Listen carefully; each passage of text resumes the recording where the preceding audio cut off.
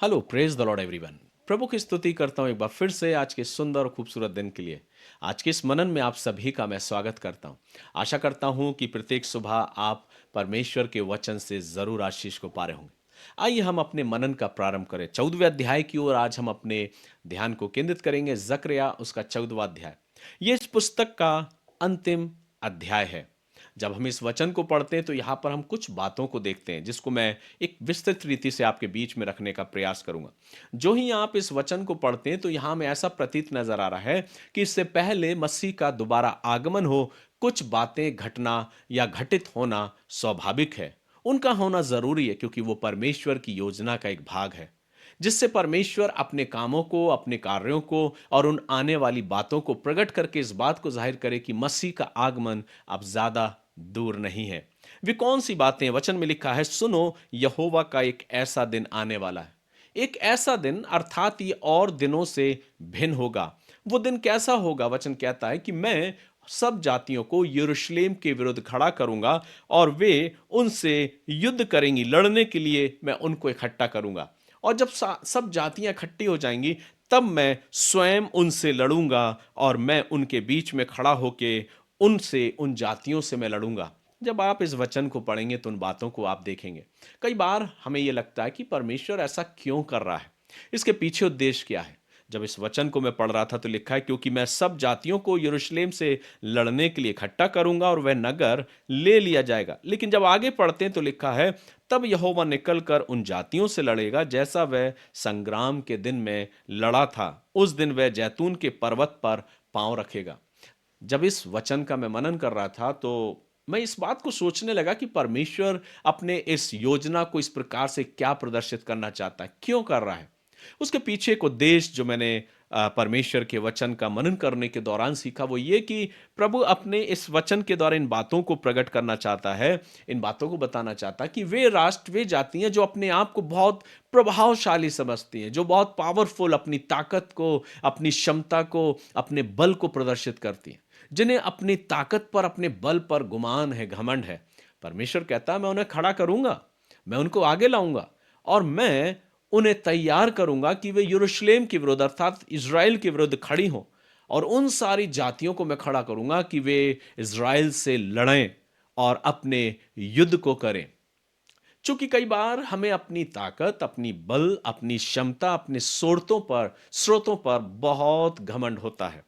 हम अपने सोर्सेस पर, जो हमारे स्रोत हैं, उन पर हमें बहुत गुमान होता है, घमंड होता है कि मैं कितना ताकतवर हूं, मैं कितना बलशाली हूं, हम ही सबसे ताकतवर हैं, हमारा ग्रुप ही सबसे ज्यादा पावरफुल है। ऐसा नहीं मेरे प्रियो।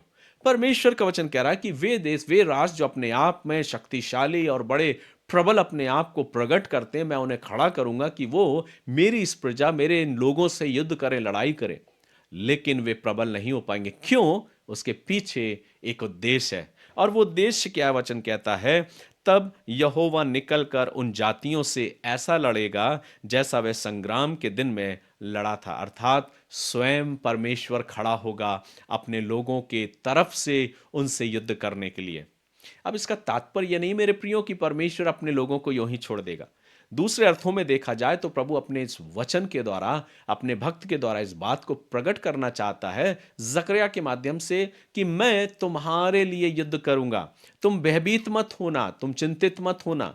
जब तुम इन प्रकार की लड़ाइयों की चर्चा को सुनो तो तुम इस बात को मत सोचना कि सामने वाला कितना पावरफुल है, पर तुम ये देखना जो तुम्हारे साथ है वो कितना पावरफुल है। वो परमेश्वर अपनी उपस्थिति को प्रदर्शित करता है।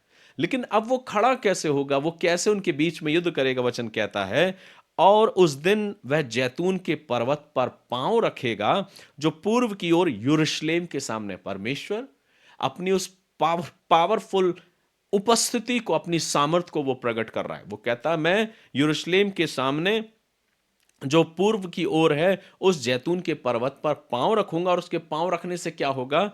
तब जैतून का पर्वत पूर्व से लेकर पश्चिम तक बीचों बीच में फटकर बहुत बड़ा खड़ा हो जाएगा। यह बात इस ओर इंगित करती है कि वो परमेश्वर कितना सामर्थी है, जिसकी मात्र स्पर्श से पर्वत भी दो टुकड़े हो जाता है। हम ये ना भूलें कि वो परमेश्वर एक सामर्थीवान परमेश्वर है। कई बार हम अपने जीवन में अपनी सोच, अपनी विचार, अपनी बुद्धि और अपनी क्षमता के आधार पर या अपनी कुछ कुछ चीज़ों का गुमान करके, घमंड करके, कुछ बातों का घमंड करके अपनी ताकत और अपने बल का प्रदर्शन कई बार हम करते हैं।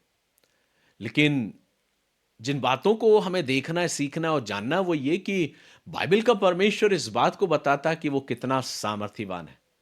वचन कहता है तुम इन बातों की चर्चाओं को देखोगे, युद्ध होगा, सब कुछ होगा। तुम भयभीत मत होना, क्योंकि इससे पहले कि मेरा आगमन हो, ये सब कुछ का होना स्वाभाविक है। ये सब कुछ घटेगा। सब कुछ होगा, जो कुछ दर्शाया जा रहा, जो कुछ घट रहा है, ये सब कुछ पहले ही प्रभु अपने वचन में लिख चुका है। प्रभु को जानने वाले, प्रभु से प्रेम करने वाले इन सब बातों को जानते हैं। इसलिए वे बेखौफ और चिंतित नहीं होते, वे बेखौफ रहते हैं, क्योंकि उन्हें मालूम है कि ये सब कुछ होने जाना है और तभी मसीह का आगमन होगा।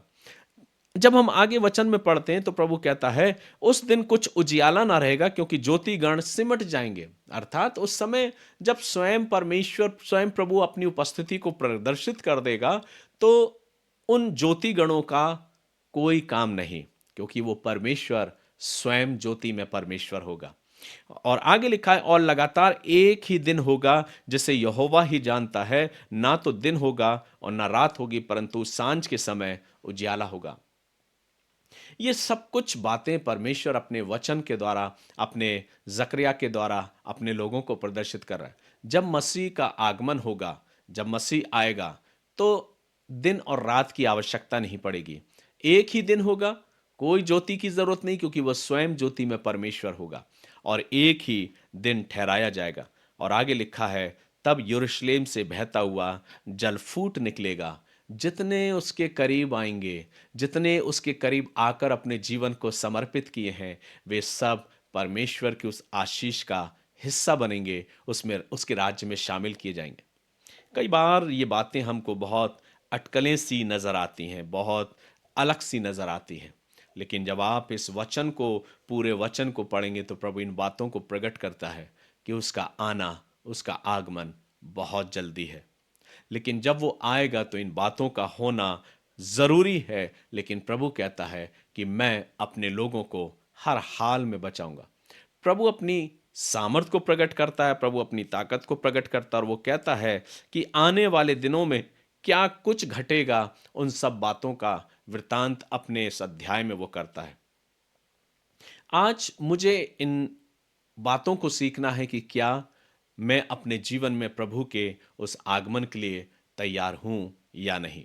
जब आप इस वचन का मनन करेंगे तो प्रभु और भी आगे बहुत सारी बातों को करता है।